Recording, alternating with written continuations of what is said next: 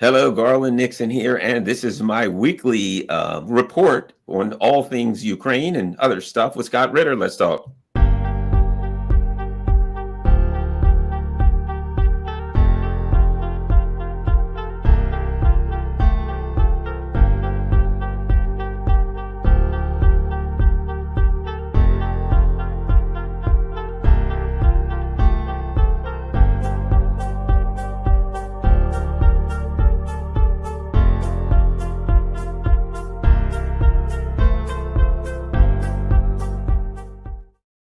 Hello, Garland Nixon here, and this is my weekly show with Scott Ritter. We'll see how long we go today. Normally, Scott and I do once a week, and I do it for my premium people on Rockfin. For those of you who don't know, that's my alter ego, as it were, from YouTube. It's rockfin.com/Garland Nixon. Please go there in case they throw me off of YouTube. It's free to join.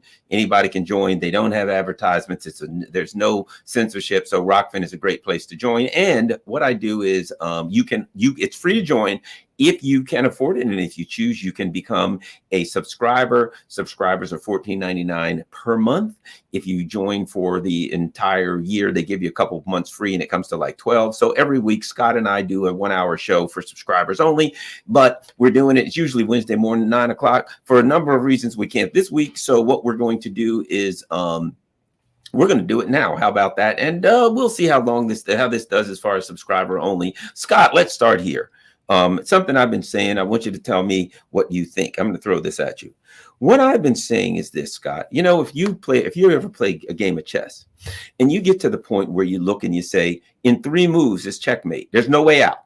And both people look and I can do this game's over. There's no point in making those last couple moves. The game is over, right? When you realize there's no way to go, it's over. That's what I've been saying about Ukraine. I look at it now. The Russians have their static defenses built up. All they're doing now is just throwing people into minefields. The idea that the Ukrainian military can penetrate those is dead. That's over. They're sitting there. The Russians can launch offensives, counteroffensives, whatever you want to call them, at their leisure. As I see this militarily, at this point, am I wrong saying this thing is over? I don't see an avenue for Ukraine to turn this thing around in any way, shape, or form. Scott Ritter. I mean, you're correct from a military standpoint. There's no way that Ukraine militarily can reverse the tide of battle. But there's an important political component. And when we speak of conflict, it's always about politics. Ukraine has already shown a willingness to fight to the last Ukrainian. I don't mean to smile and laugh about that, but it's just sort of strange that it's the Ukrainians making this decision. The nationalists have taken control of Ukraine. It's interesting. Yats, our boy Yats, if you remember, Victoria Nuland. Well, he's out of the country now, and he's speaking, and he's asking the question, how did it come to this? Because he said in the history of the last century and a half, Ukraine is the second most Nazi government since Adolf Hitler. He said, and I don't understand how we got to be this way. We need to start asking questions how this happened. And so when an ardent nationalist who has links to pro-Bandera movements is starting to say, we've gone off the rails, that's a problem. But the thing about Banderist ideology, and this is why people need to take it seriously. I know a lot of people out there say, that's just Russian talking points, Scott, or, hey, Garland, that's Kremlin propaganda. No, Banderism is real. And it's an ideology linked on the notion of supreme sacrifice, usually of other people. But, Bandera in 1936, Stepan Bandera was arrested for attempted murder. Actually, he may have actually murdered somebody. I think he did. He killed somebody. And at his trial, he said he admitted doing it. And he said that it was in support of the furtherance of the cause of Ukrainian nationalism, to which 1 million people can die, and that's okay. So that's the mindset here. These are fanatics, I think it's time not only that we call them that, but frankly speaking, we respect them as that. And what I mean by respect isn't that I'm going to stand up salute. It means that I recognize you for what you are, which is somebody who's willing to die for your cause. And that means there's misplaced hope for a negotiated settlement that somehow, as you indicated in your opening question, that reason would prevail. I mean, you're looking at the chessboard going 3 moves are out. Everybody agree? Boom, boom. There's nothing we can do to stop this. All agreed? And the nationalist is saying, yeah, but you know what? I'm going to take 56 days between moves. And while I'm doing that, I'm going to go clog up the toilet and I'm going to spray rotten fish all over the place. And I'm going to make your life as miserable as possible in hopes that you'll quit. It doesn't matter that you're going to win. I'm just going to stretch this thing out and make you suffer so much that you quit. And that, unfortunately, is a strategy that's becoming more and more popular amongst the supporters of Ukraine, a recognition that militarily Ukraine cannot win. But then because Russia has yet to define what victory looks like, the end game is now left wide open for speculation. And the supporters of Ukraine are saying, well, then we get to shape the end game. We can define the end game. We can drag this thing out. A forever war is, you hear people talking about that now, a forever war, a frozen war. Indeed, many in Europe are talking about the Korean solution, implying, a demilitarized zone, et cetera. What's interesting in all these discussions is there's an important party that's not a participant, and that's Russia. And I have yet to hear from the Russians that they would accept anything like a frozen conflict. In fact, what I hear from the Russians is the exact opposite, that that the goal is to achieve everything they talked about achieving when this conflict started, when the special military operation started: demilitarization and denazification. So we know what they want it to look like. What we don't have, especially for the political stuff, is a roadmap how they're going to get there. There's still some important unanswered questions out there. Odessa. What's the fate of Odessa? That's on everybody's mind. And here's the problem with a forever war or an attempt for a frozen conflict. Ukraine will lose Odessa. Kharkov. What's the status? Ukraine will lose it. Russia doesn't want it. I mean, that's the amazing thing, is the Russian leadership right now is leaving open the possibility of a termination of conflict without acquiring those territories. Now, this will irritate a lot of the pro-Russian, and more nationalist elements of Russian society who are saying that all of the ethnic Russian territories, especially a Russian city like Odessa, they call it a Russian city. Kharkov is a Russian city. These need to become part of Russia.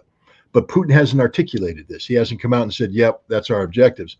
He is talking about the consolidation of social, economic, and political control over the 4 territories that were annexed last September, and securing them through demilitarization, inclusive of a buffer that extends into Ukraine by at least the maximum range of the longest range system provided by NATO to ensure that Russian territory can't be struck. Putin has said this. Now, this means that Odessa will be occupied and Kharkov will be occupied, but will they become part of Russia? What happens to Western Ukraine? What happens to the Banderas? How do you forcefully remove them? How do you eliminate them? These remain question marks.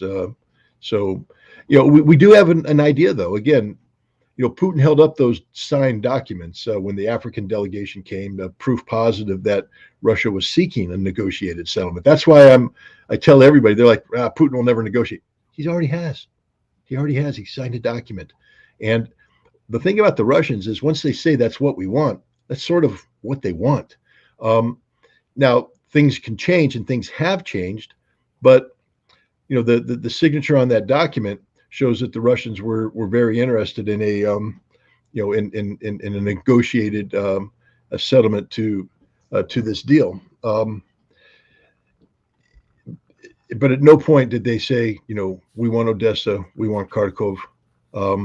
It just the opposite. Putin isn't aiming for that. So it's going to be interesting to see how this ends. One of the things that I read recently, I wish I had brought that up. I'm not going to be searching for it now, but that basically Putin said that, speaking of what victory looks like, and he said, I guess is it von Clausewitz? He said basically there won't be any Ukrainian army left to fight. You know what I mean?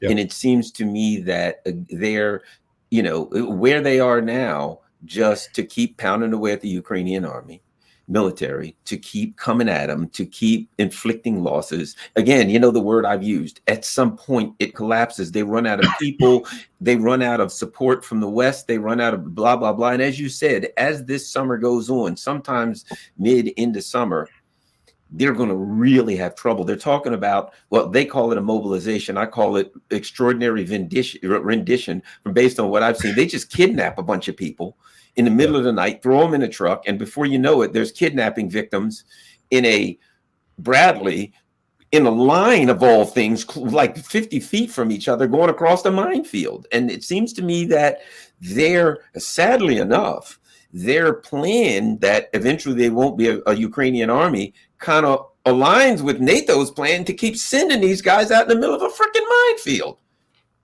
I mean, what Scott, I'm looking at it and I'm saying, there's a bunch of guys bunched up in a minefield. It ain't going to never work out for them. Who in the hell says that's the plan? Head for that minefield in a small, narrow column. Make sure you're close together because we wouldn't want the Russians to waste artillery. I mean, the frustrating thing about this is that the NATO instructors and the operational planners know that they're committing mass murder. Know that they are. Let's put it this way. If this was an American military effort, and General Miley oversaw a program where we trained American service members in a matter of weeks. We introduced them to equipment with minimal familiarization, and we put them through operational training that normally takes a year and a half, but we rushed it through in 2 months. And then we sent them head on into the most densely packaged, carefully prepared, competent defenses the world has ever seen. And we did so without any of the prerequisites for a successful breaching operation: air dominance, air defense, artillery suppression. And in 2.5 weeks, 13,000 body bags came home. Congress would hold hearings. And when they asked simple questions such as, what is the normal training period for a soldier before they could be competent in the tactics necessary to carry out this operation? And Miley would say something like, the minimum training is going to be, 8 months to a year and a half. And how much training did these soldiers have? We deemed them prepared in 5 weeks. How long does it take to get tactically competent on a Leopard tank or a Bradley vehicle? Well, the normal training for that after you get your training will be another 6 to 8 months just for initial training. And then we're going to need to get them to the unit and do unit level training for another 6 months to a year. And how long did you train these people? About 5 weeks. How long does it take to get a brigade size unit competent in combined arms warfare? It's going to take about a year and a half to get a brigade size unit of qualified personnel up to speed on combined arms warfare. And how long did were these troops? We did it about 5 weeks. And a lot of this was concurrent training, not separate training. At that point in time, criminal referrals come out. Family members would be screaming, what did you do to my son? What did you do to my husband? What did you do to my father? There would be no answer. Mike Marley would be court-martialed, kicked out of the service, arrested, and charged with premeditated murder, because that's what he did. It's criminal neglect to do what they're doing. Now, if it's not good enough for American troops, and it's not good enough for British, because the British would have the same problem, any professional military would say, no, we can't do this. Why is it good enough for us to impose this on the Ukrainians? Why do we have to do? Now, I understand there's constraints of time or whatever, but here's the deal. Rather than give them equipment that they aren't familiar with, why not give them equipment they are familiar with? Rather than invent new tactics, why not streamline existing tactics? Why do you have to make them NATO clones when you can't make them NATO clones? Because the training that's required to make a NATO clone is beyond the scope and scale of what you're able to offer. You're just faking everybody out and they're dying. So you have to ask yourself, why would they do this? And the answer is because they don't care about the Ukrainian numbers. What they care about are the Russian numbers. Vladimir Putin, when he spoke the other time last week, pre-Prigozhin coup, he said that the casualty rate right now on the front line is 10 to 1, 10 to 1. And they estimated that the Ukrainians had suffered 13,000 dead. So that means that the Russians suffered 1,300 dead. That's a lot of Russians, guys. That's a lot of people. That would break the spirit of most nations. So even though the Russians have this overwhelming kill ratio, understand that the violence, remember General Cavoli, Supreme Allied Commander, when he spoke about the fighting pre-counteroffensive in a forum in Sweden, said it's beyond the imagination of NATO, the level of violence. Well, what's happening right now is beyond the imagination of NATO. NATO can't imagine the scenario. There's not a single NATO army out there right now that can take 13,000 dead in 2.5 weeks and walk away from that and go, no big deal. No, they can't. They can't take 1,300 dead and walk away from that. The Russians are taking 1,300 dead and calling it an easy day. The Ukrainians are getting slaughtered, and they continue to come back and fight for more because the Ukrainians have a fanatic government that we need to respect the level of fanaticism. And say what you want about Zelensky. I'm no fan, but he's doing something right because they're fighting for him. Yes, I know we're going to talk about the conscripted people who get thumped on the head, thrown in the truck, and taken in. But there's a whole bunch of other guys that are fighting. They're going in there. They're doing the job. They're not running away.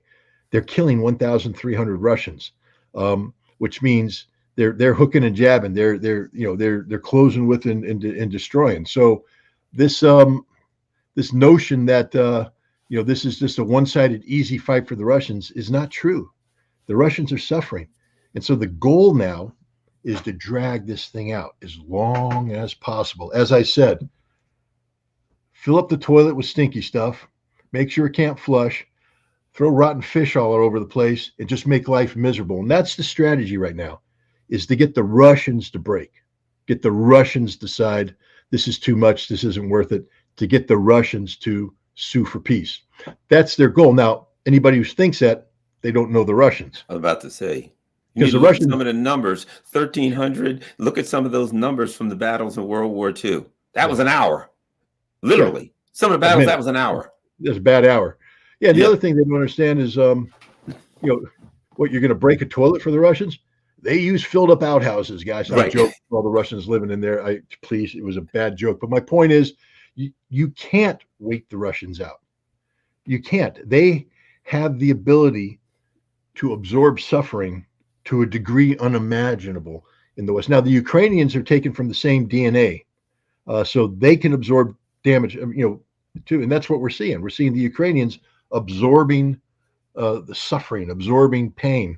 The people they're going to break is going to be the West, because we can't absorb. We can talk all the talk we want to, but the bottom line is the pain has already come home to roost on the economy, and it's only getting worse for all parties involved. And it's, they haven't even begun to talk about what it's going to cost to build up this fantastic NATO army they need to confront Russia. They can't afford it. And now there's an increasing cost. A target was hit today in Kramatorsk, a hotel with a restaurant. And I'm looking at the videos, and I'm telling you right now, Garland, there's a whole bunch of U.S. military personnel there, a whole bunch. They flew in 2 Blackhawks from Romania. And, they turned off their transponders when they went across the border. These are casualty evacuation helicopters. Why would you bring in Blackhawks unless you're bringing out active duty personnel?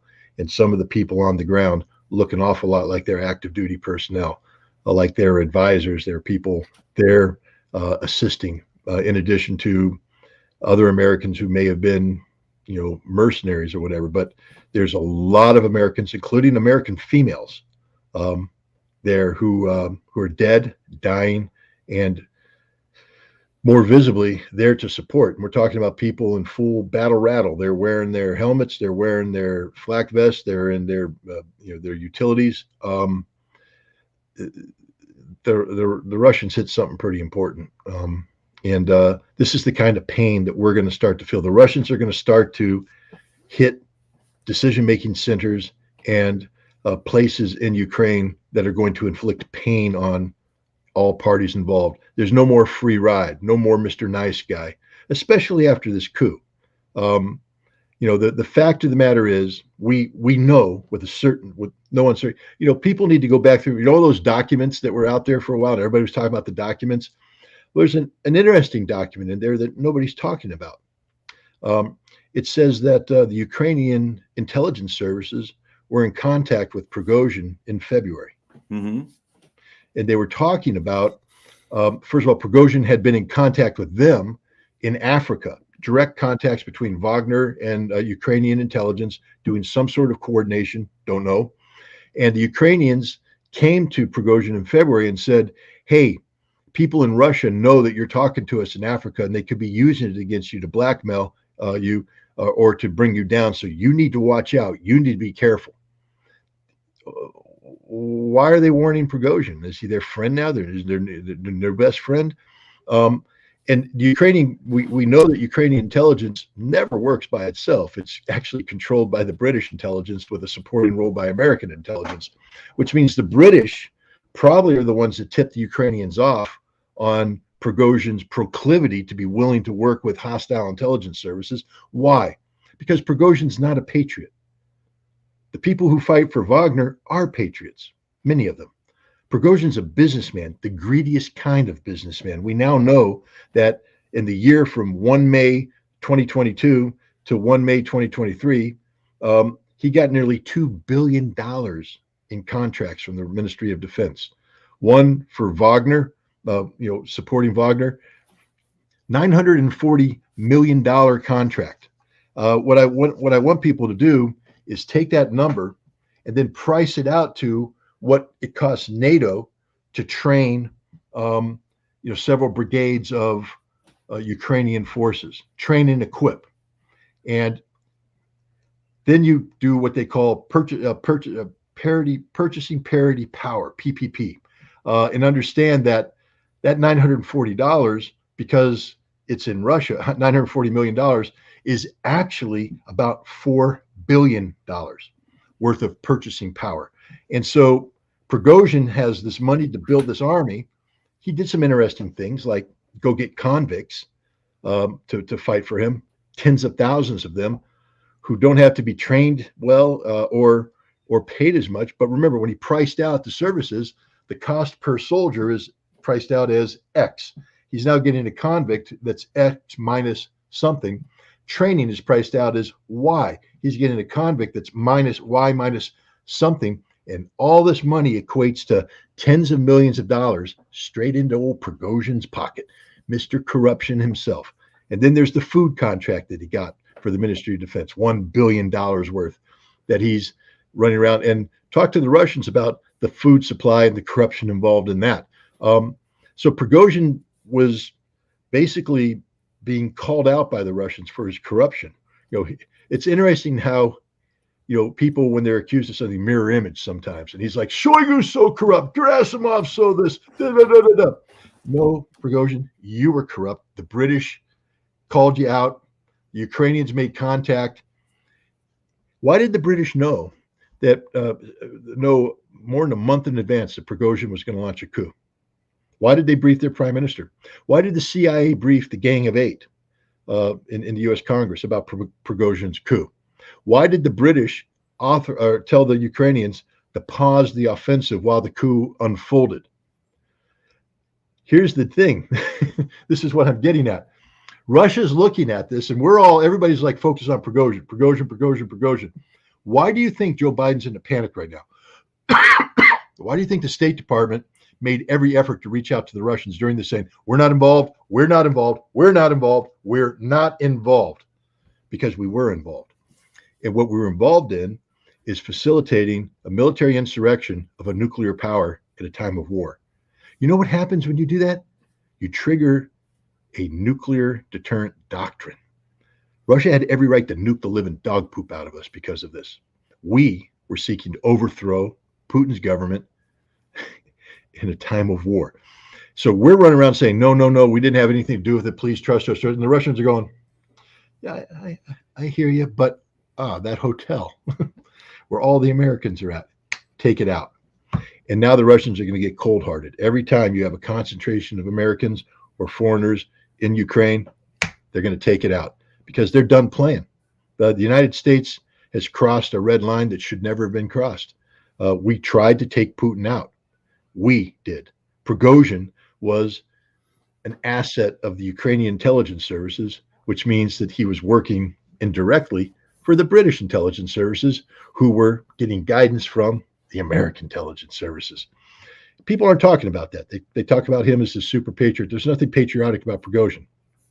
He was a greedy man who allowed his greed to combine with ambition to make him susceptible to believing that he was the man who could be king, but he couldn't be king.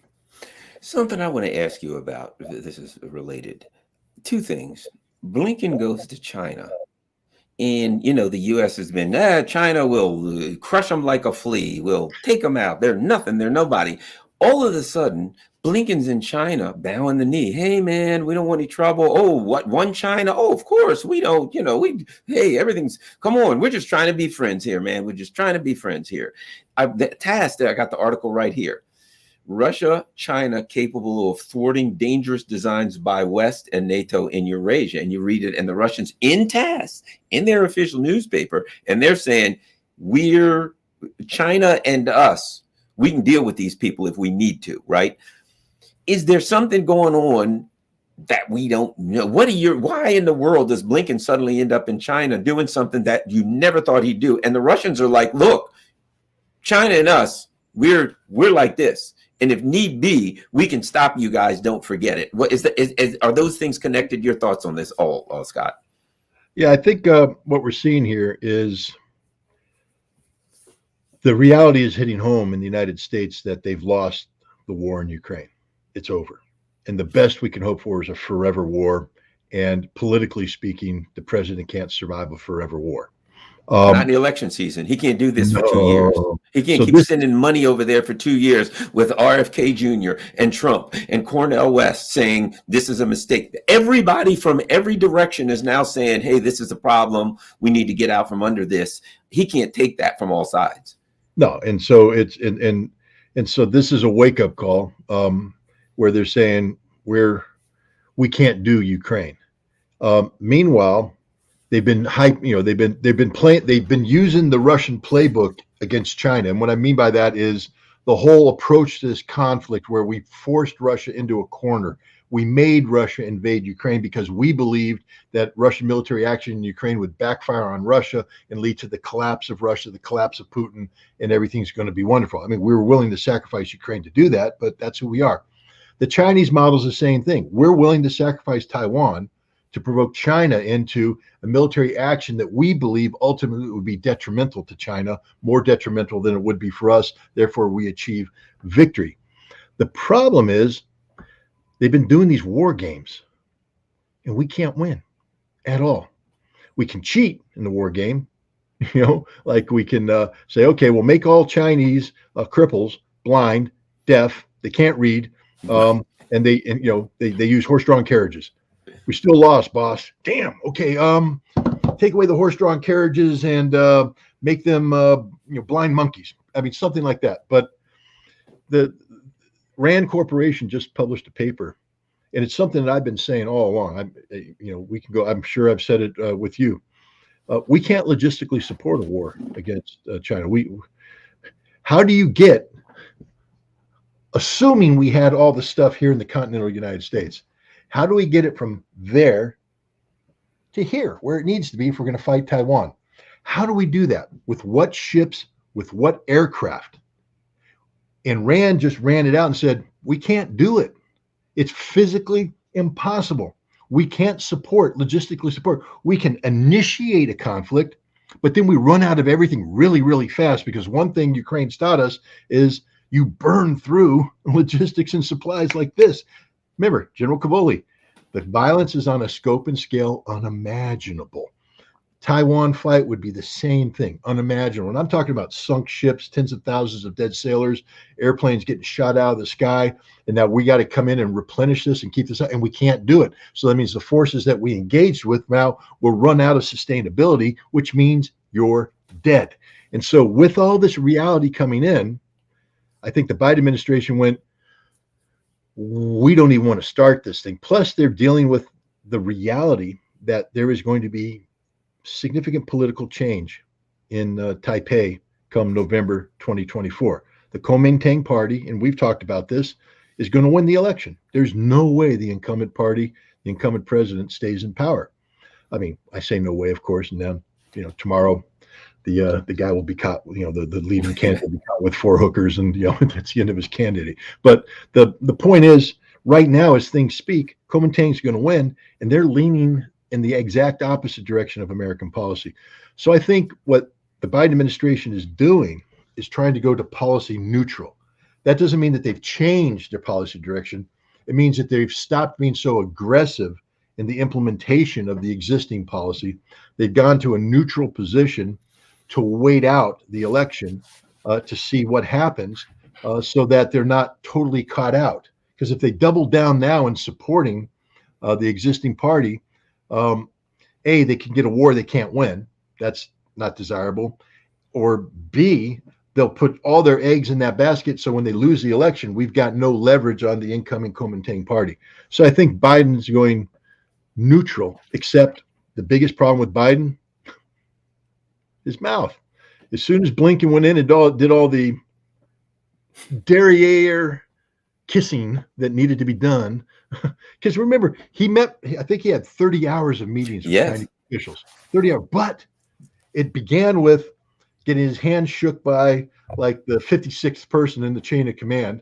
And then he had to work his way up, being humiliated the whole time. People just read him the riot act. And I think he got a 30-minute meeting with Z at the end, where Z basically said, yeah, you guys suck. You got to change what you're doing. We don't want to have a confrontation with you. We'd like to work with you. Have a good day. Goodbye. There was no joint press conference. It was just Blinken by himself, which means you've been isolated, dude. So he did all that. I mean, he had to do it. Given what the United States has been doing in terms of statements and everything that have irritated the Chinese, this had to be done. This humiliation had to take place so that America had paid its price. The Chinese got their pound of flesh, and now they can get on the business of repairing relations. So you make all that sacrifice, all that humility, and Dingbat in Chief goes up to a fundraiser and goes, Xi's a dictator. And the Chinese went, well, we're back to square one. Not only that, we've gone even 10 steps further back, Blinken. We're done. I mean, so this is the most incompetent administration the world has, the America has ever seen. Literally, I can't think of one that's been more incompetent, because there might have been more incompetent administrations, but they never had to deal with issues of the scope and scale that Biden is dealing with. I mean, this is, how they always had those commercials leading up, where, who do you want answering the phone at 3 a.m? Who do you want to? Well, I don't want Drool and Joe. I can tell you that. We need somebody who actually can speak coherently, it has a grasp of the issues, and is smart enough to know that you don't go to a fundraiser and call Z a dictator after you forced your Secretary of State to, crawl on his knees to get an audience with the Chinese leaders. So, this is a bad day for Joe Biden and China relations. But I think they're headed in the right direction, because they know they can't win. I also think this, from what I've seen for some time, and the background on some of this, things are really changing in Taiwan. And the more assertive that they are, and the Chinese are looking at you. I mean, Taiwan, the Chinese people in Taiwan are looking at Ukraine saying, holy crap. The assertive and aggressiveness towards China is having the opposite effect, because yes, we're going to push back against China and look tough. And every time they take another step towards China, the people in Taiwan back up and say, whoa, are we going to end up like Ukraine. So their aggressive actions are driving the people in Taiwan towards the KMT to say, hey, man, you know what? I think everybody's right. I think they are trying to, sacrifice us like the Ukrainians. I think there's a realization also that their assertiveness looks good in front of Congress and all the other neocons, but it is having the opposite effect that they want in Taiwan, that this thing's falling apart. The Taiwanese people are not as stupid as they would wish they would be. And they're not suicidal, I'll tell you that. Well, the interesting thing is we've been this is sort of a half joke here. Maybe you'll get it. I'll try my best. We've been shipping them a whole bunch of Patriot missile systems. And I'm thinking the Taiwanese are going, stop. They don't work. Give us something else, but we don't want the Patriots. But in all seriousness, there's this tendency on the part of nations that we support to believe in the supremacy of American military technology, that if somehow we provide them with Patriots, if somehow we provide them with HIMARS, if somehow we provide them with F-16s, that everything's going to be okay. And now they're looking at Ukraine going, nope, it ain't going to be okay. And the reality is, if Russia's found a way to defeat these systems, that means China knows how to defeat these systems, because Russia and China are on the same. And I think the other part of it is this: Russia keeps throwing these elbows. We keep seeing, every time I turn around, it's Russia and China are doing joint strategic maneuvers just off the coast of Japan. Russia and China are doing submarine maneuvers off. So if you're going to have trouble with China, as it were, if you were to pick a fight with China and Russia were to say, well, we know if they lose, we're next. And they know if we lose, they're next. And if Russia wakes up one day and sees that fight with China, and you got a fight, and Russia says, we have no choice. Now you got Russian subs, the Russian Navy, the Russian Kinzhal missiles. Now you don't have it bad. You're going to lose it. You know what I mean? You got to go looking for a white flag. The bottom line, it just goes nuclear, it goes bad, it's over in a day. You can't get yourself into that fight. Do you think there is also a recognition? Like I said, the first article in TASS this morning, numero uno, headline: Russia, China capable of thwarting dangerous designs by West. Well, the Chinese objected to Putin's decision to initiate the special military operation, because it violated their Westphalian principles of not intervening in sovereign states. But China's basically come to the realization that, as much as they didn't want this to happen, Putin had no choice, and that it's Russia against the collective West. And right now the Chinese are saying Russia's got this thing well in hand. But I think they've made it clear that if Russia ever started to go south, that China would step in and guarantee a Russian victory. One of the difficulties for China, though, is just geographic. Let's just draw the line between China and Ukraine, where the fighting is, and realize how long of a distance that is, and how difficult it would be for China to provide sustainable, meaningful levels of military support. Having said that, now let's draw a line between Russia's Far East and China, and you realize, oh, they're neighbors. They're playing in the same backyard. Russia has a Pacific fleet. They've got missiles, they got airplanes, they got the whole works. And Russia, I believe, would come to the assistance of China. You see these joint drills taking place, and because there's no equivalent in Europe, there can't be, because the Chinese can't project power that way. But Russian and Chinese military power is the power of neighbors, and they are coordinating. The Russians are, providing long range, overflights that support Chinese, maneuvers in the area of the Taiwan Strait. So I think that you're 100% correct. If there was a conflict between the United States and China, that would become a conflict between the United States, China, and Russia. And that's also something that Japan needs. I don't know if you saw what the Russians just did. I thought it was sort of cute. but they have designated September 2nd, I believe it is, as the victory over Imperial Japan, who are the ugliest, worthless people in the world day. Meaning it was the day the Japanese surrendered, to Russia or something like that. But the Japanese going, you can't do that. The Russians are like, why? It's the truth. That's the day that we beat you guys when you were Imperial Fascist Japan, when we called you scum-sucking pigs. So we've named it Scum-Sucking Pig Day. And the Japanese, you can't do that. That's not right. They did it, Japan. Why? Because you guys suck at relations. You live next door to Russia. And yet you're taking your thumb and you're trying to gouge their eye out at every turn. You spit in their soup. You do everything you can to humiliate the Russians, to side against them. And then you get mad when they turn around and act. Remember, for every Newton's law, third law of physics, applies to geopolitics as well. For every action, there's an equal and opposite reaction. If Japan's going to go around doing all this stuff, understand that Russia will be pushing back. I think, again, that's just a long way of saying that I agree with you 100% when you say that if there's a conflict in the Pacific, that Russia will be there for China, and that's a combination that we can't beat.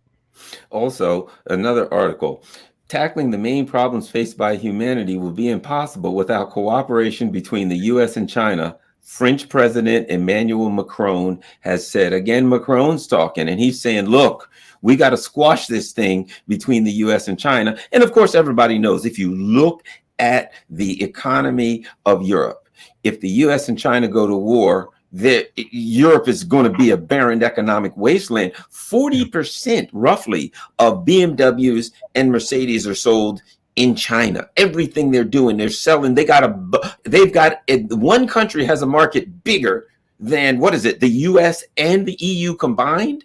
Their business people are saying, you cannot screw this thing up. You've screwed up bad enough now. Your thoughts on Macron and what's going on right now in Europe and in this context, leading up to the NATO meeting, where all you get at a NATO meeting is cheerleading. We're winning. We're going to win. The Russians are losing. Your thought on what's happening leading up to the NATO meeting? Well, we know that Macron, just a little while ago, put the kibosh on NATO opening up a liaison in Japan.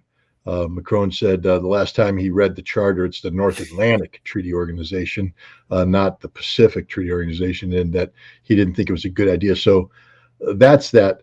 Now Macron is saying he wants to be an observer at BRICS. Remember, he's a member of the G7. He's like one of the big members of the G7, and he's saying, yeah, but let me go observe there. Now the Russians aren't too thrilled about that because he's a hostile actor. He may not go, but the point is, you have the president of France saying, I like this BRICS thing. I want to see more. I want to do more of it. Here's another important one. The French have come out and together with the Germans, and they're saying that they want to bring back the ability to veto decisions of the European Union, that each European state will have the ability to veto it, thereby ending the supremacy of the European Union on critical issues. Europe's breaking apart, fracturing. You speak of the power of China. Right now, Schultz, again, timing is everything. I got to tell you, the Germans, I used to, think they were the most efficient people in the world. I'm beginning to think they're the most incompetent people in the world, especially when it comes to politics. They just published a national security strategy that lists China as their number one security concern. They say that China is a partner, a strategic competitor, and I forget what the last one is, but it implies that they're an opponent. They're not friends. And I'm like, well, how can you be a partner and an enemy at the same time?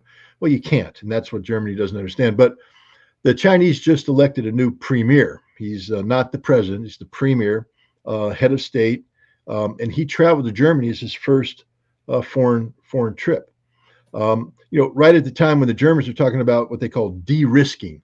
It means delinking. It means, economic suicide is what it means. Right. Well, it's interesting because he went there and he met with the German government and he's like, yeah, we don't think this is a good idea. You're not going to do well, et cetera, et cetera, et cetera.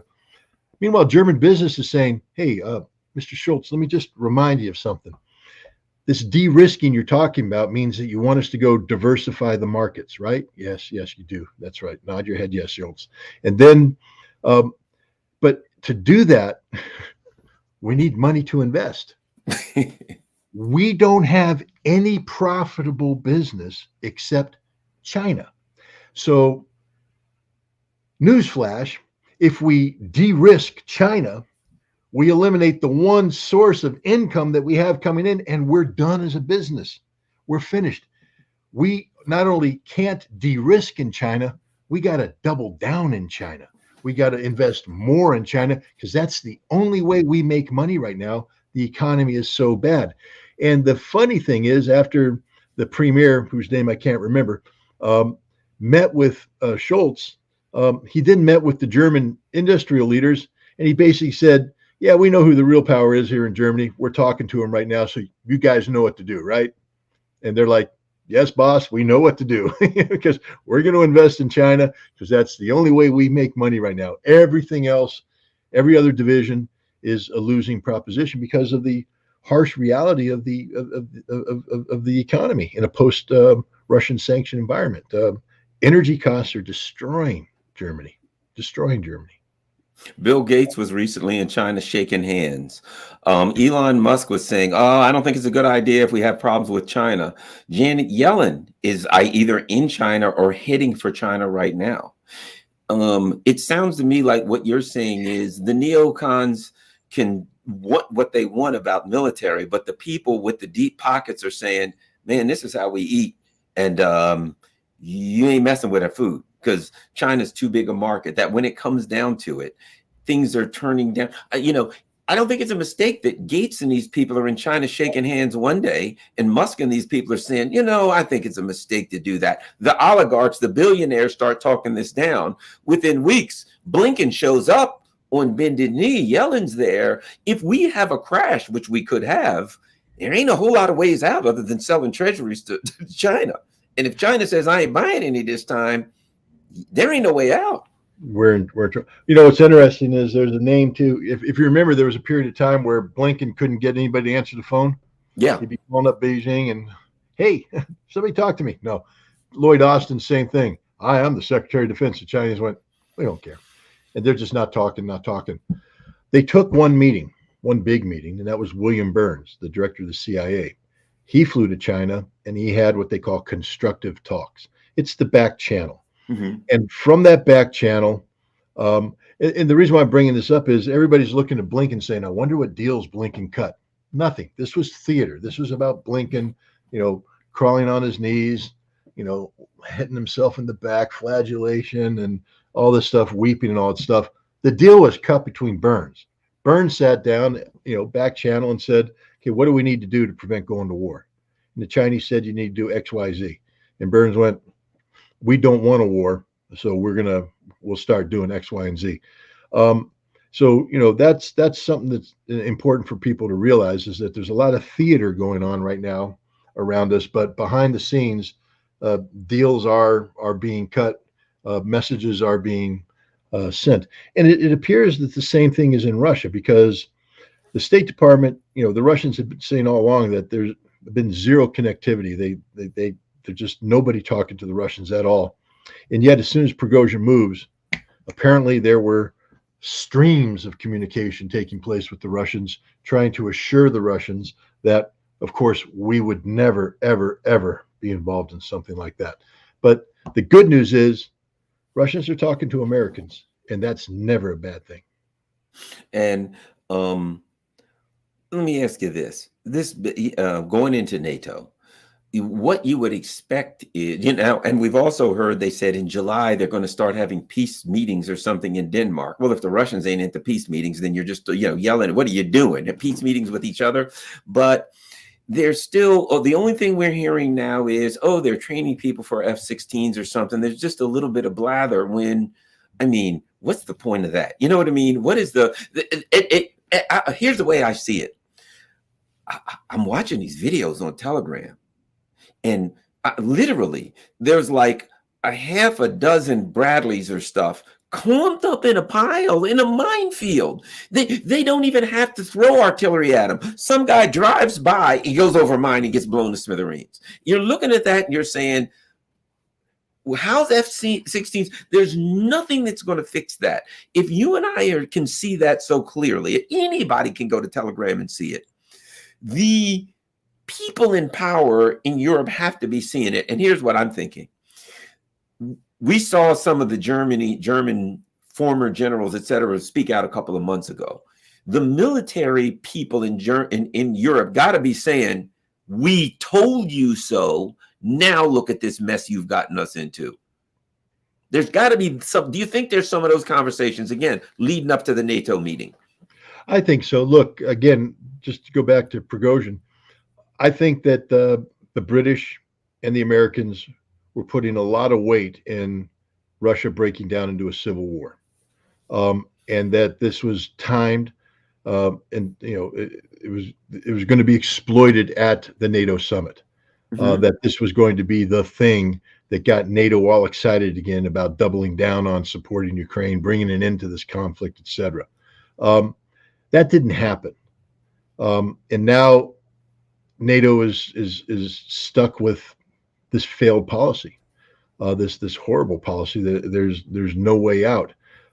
As you rightly pointed out, you can get all the people you want in the world in a room to talk about peace negotiations with Russia, but if the Russians ain't in the room agreeing to it, then there will be no peace negotiation with Russia. And so that's where I think that this NATO summit is going to be an exercise in frustration for them, because they don't want to admit that they've been beaten. But by this time in July, it's over. The Ukrainian army's gone. There's not anything going to be left. And NATO is going to have to come up, with that realization that not only have the Ukrainians lost, but there's nothing NATO can do constructively to keep the Ukrainians viable in the field. Germany's talking about more tanks, but they're not going to show up until 2024. We don't even know when the first M1 Abrams is going to show up. August, September, October.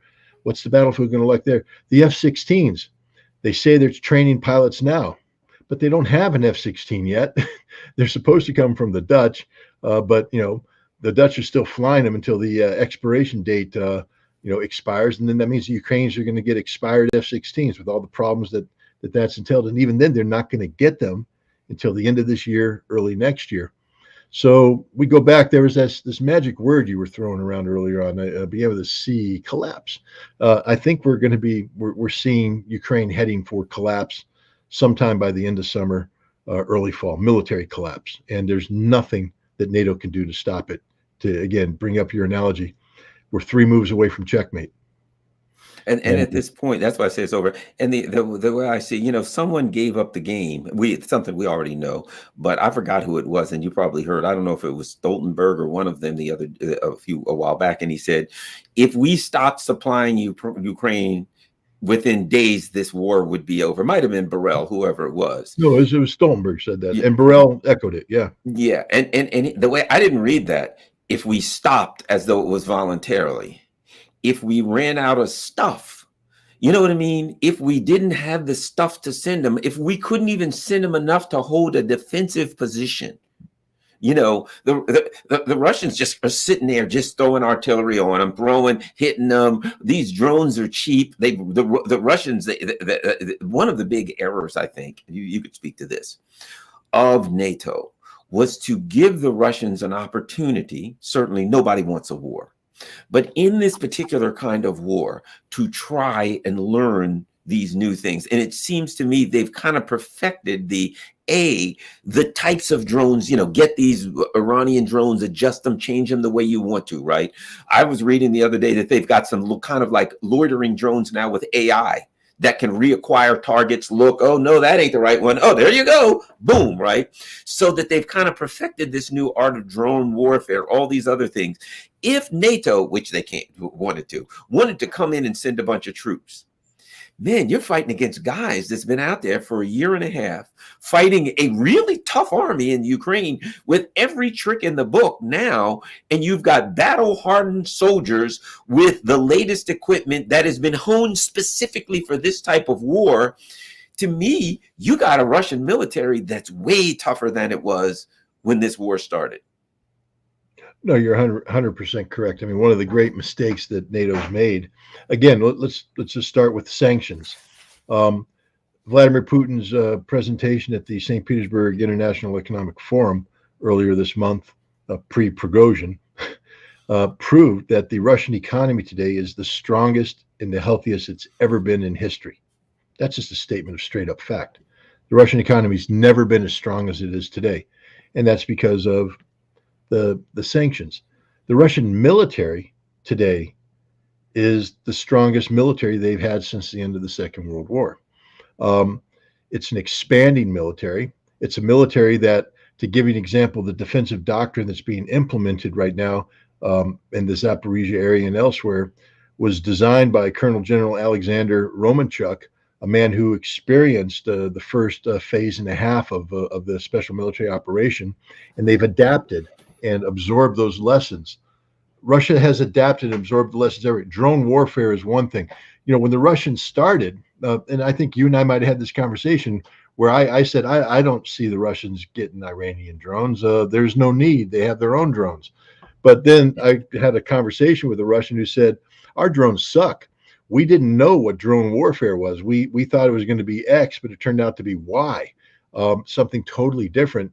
And so we're learning drones. And if you look at it right now, the Russians are the masters of drone warfare.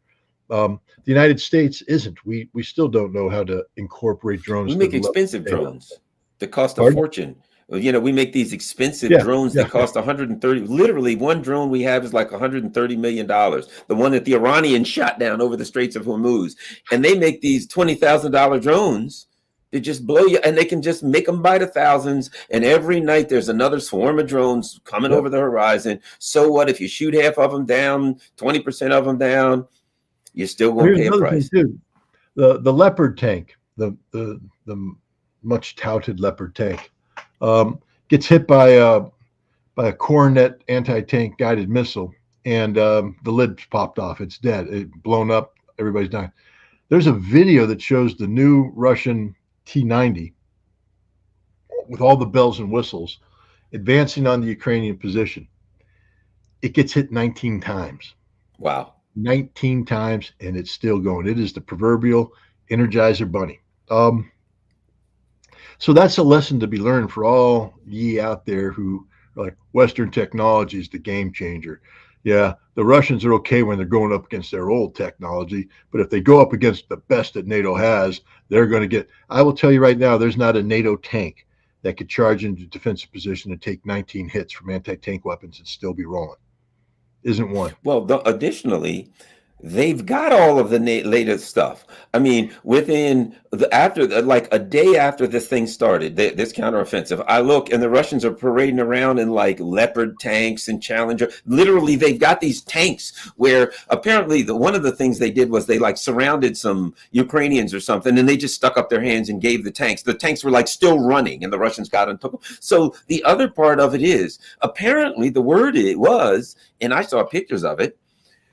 When the HIMARS came, the Russians, there's so much in Ukraine, there's so much corruption.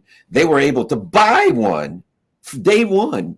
They bought one. They went to the Ukrainians. Hey, we'd like to buy one of those HIMARS.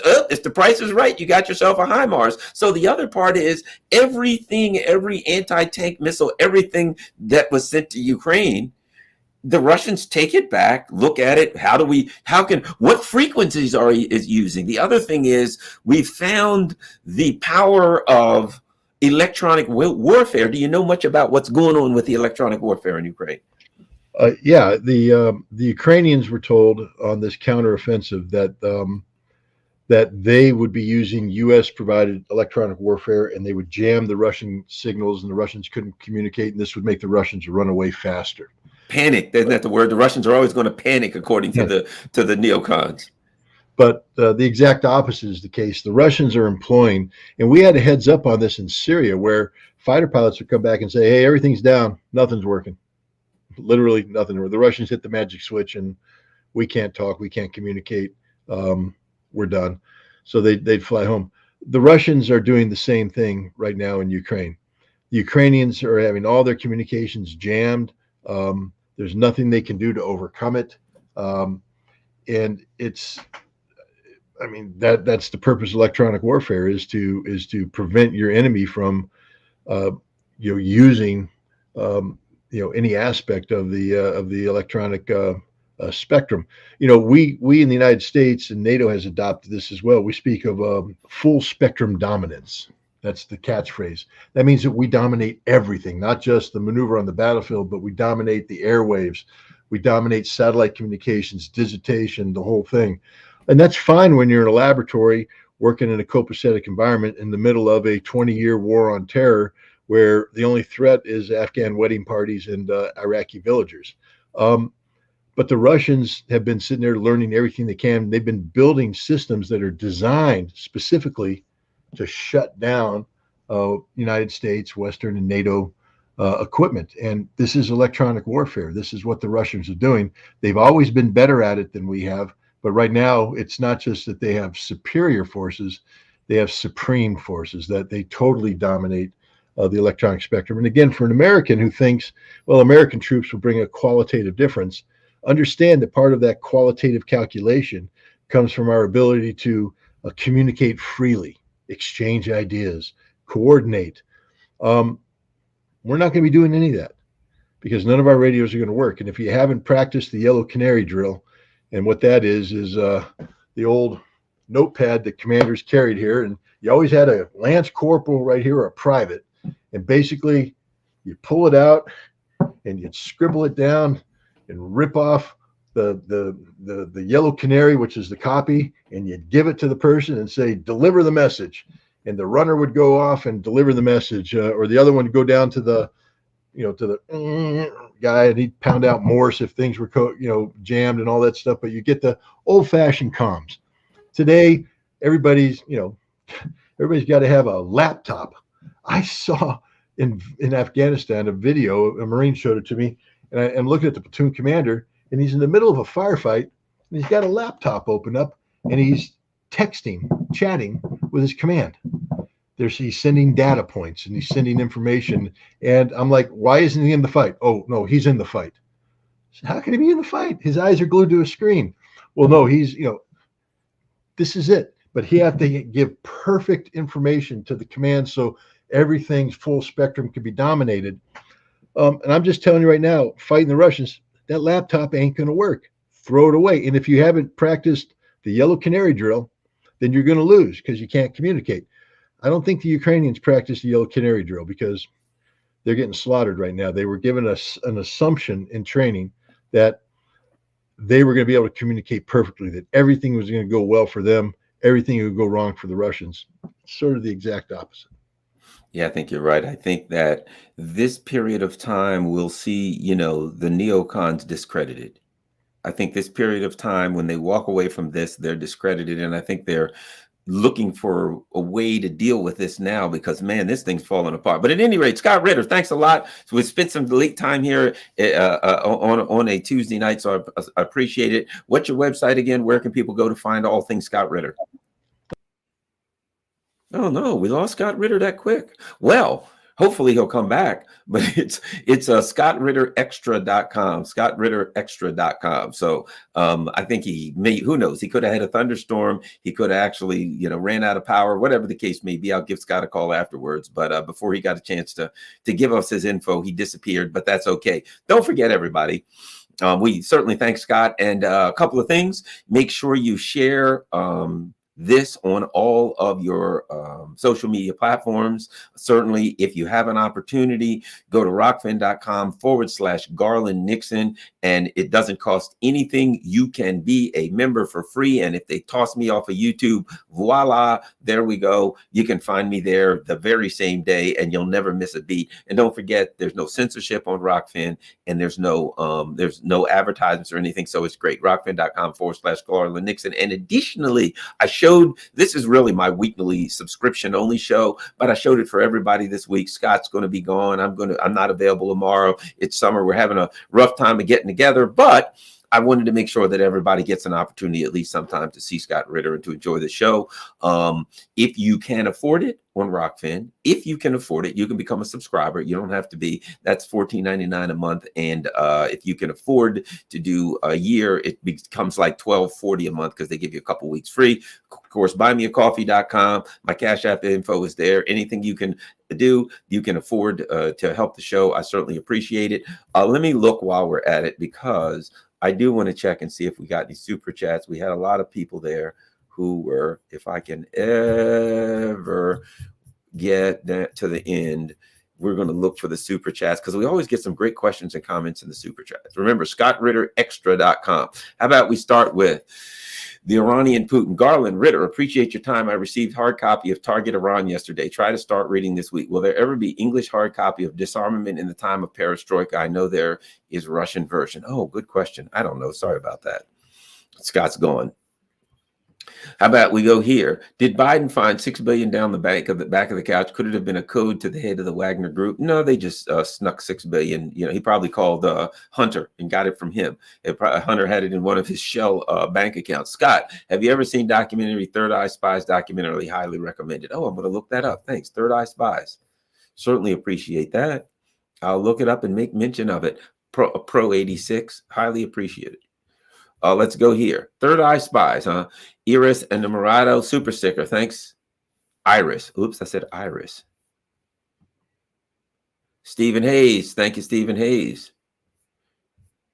Any more? We got any more? Do we have any more? I know we got a couple more. Maybe not. That's it. Let me look at Rockfin. On Rockfin, we got, what time do you call this? Jenny thanks, Jenny Lancaster. All right, everybody. Well, thanks a lot. I am out the door. I'm out the window. Certainly appreciate it. I don't know, can never tell what the hell's going on Rockfin. Thanks a lot, everybody. Don't forget, as I said, all the options for donating to the channel are scrolling by. If you have an opportunity to, and you can afford it. Can't afford it, keep the money for you and your family. If you can afford a couple bucks to help the channel, thanks a lot. And don't forget, share, smash the like button, share it on all your platforms. Peace. I'm out.